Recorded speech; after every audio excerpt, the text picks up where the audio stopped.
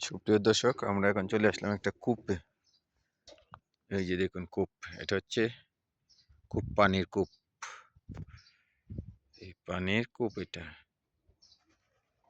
দেখছেন, এটা হচ্ছে পানির কূপ। এটার মধ্যে কবুতরে বাসা বাঁধছে। ও যে দেখুন কবুতর বসে রয়েছে। এটা অনেক গভীর, এটা পাহাড়ের চিপায় এই কূপটা। তখনকার সময় এই কূপ থেকে সৌদিয়ানরা পানি উত্তোলন করে পানি খাইতো। আজ সেই কূপটা আমরা দেখতে আসলাম। আর সেই কূপটা হয়েছে পাহাড়ের চিপায়, যেখানে অবস্থান করতেছে কূপটা তৈরি করা হয়েছে। এই কূপটার চতুর্পাশে শুধু পাহাড় আর পাহাড়। এই কূপের আশেপাশে অর্থাৎ 2, 3, 4, 5 কিলোমিটারের মধ্যে কোনো বাড়িঘর দর নাই, কোনো কিছু নেই। বাড়িঘর বলতে গেলে কোনো কিছুই নেই। এগুলি আগাছা গাছ জন্মাইছে। তাই আজ আমরা ভাবলাম যে এই কূপটা একটু দেখবো, তাই এই জন্য কূপটা চলে আসলাম।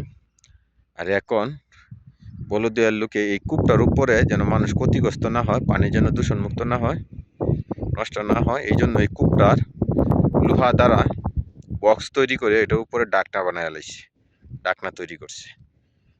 এটা সৌদি আরবের কূপ, পানি উঠানোর কূপ। আগে তো সৌদি আরব নিচ থেকে পানি উঠতো না, এখনো তো উঠে না। এখনো তো পানি, সাগরের পানি শোধন করে এই পানি পান করে, লাইনের পানি যাকে বলা হয়।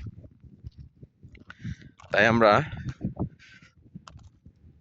এই বিষয়গুলি সুন্দরভাবে দেখতে পারলাম। আর এই যে পাথর দেখেন, কি বড় পাথর, বিশাল বড় পাথর, বিশাল বিশাল পাথর। এই কানিটা একটু ভাঙছিল, ভাঙে এদিক দিয়ে গাড়ি যাওয়ার জন্য রাস্তা করছিল, তৈরি করছিল। তো বিশাল পাথর দেখেন। এগুলি গাছ এখন জন্মাইছে, আগে কিন্তু এই গাছগুলি জন্মাইতো না। আর এই যেদিকে তাকাবেন শুধু পাহাড় আর পাহাড়, পাহাড়, পাহাড়, পাহাড়, পাহাড় ছাড়া আর কিছুই নাই চতুর্পাশ। সবাই আমাদের ভিডিওটি বেশি বেশি করে দেখবেন এবং সাবস্ক্রাইব করে অন্যকে দেখার মতো সুযোগ করে দেবেন, শেয়ার করে দিবেন।